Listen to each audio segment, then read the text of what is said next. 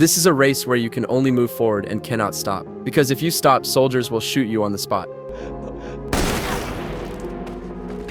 The terrifying scene before them made the other participants hurriedly quicken their pace. However, just as they relaxed, one of the participants suddenly got so scared that he soiled himself. Even so, he dared not stop. He could only bear it, walking while still going. But the problem was, it seemed like it wasn't just diarrhea.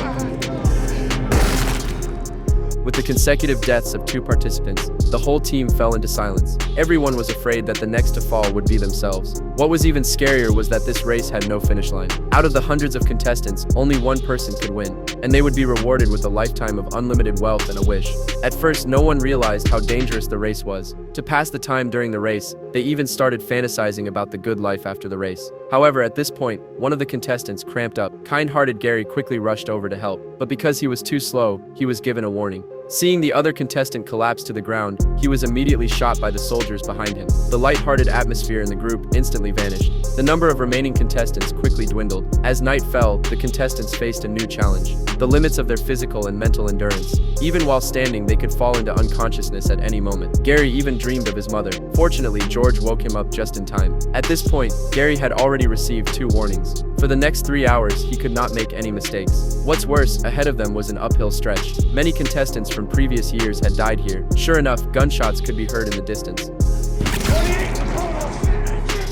Gary's mind went blank. He didn't even realize his speed was increasing, which would only burn through his last bit of strength. Fortunately, George noticed something was wrong, and quickly came up to guide him. By the time dawn came, they had already walked 59 miles. At this point, only 18 contestants remained. They had finally made it through the toughest part, but some had already reached their limit. One man had sprained his ankle. The pain was so intense that he couldn't keep his pace. Soon he ran out of warnings. By this point, the survivors had lost their initial enthusiasm, and were left merely moving forward with numb determination. The colonel also acknowledged them, praising them for covering 100 miles. At that moment, one contestant could no longer hold on, and left the group. However, he didn't get far before being shot by the soldiers. As time moved into the evening, the sky began to pour with heavy rain. Gary and George teamed up. Supporting each other, they took turns resting. Though they kept moving forward without stopping, they could finally catch their breath a little. After a long night of trekking, they had already endured 3 full days and nights, and had covered 144 miles. Originally, there had been over 100 participants, but now only 8 remained.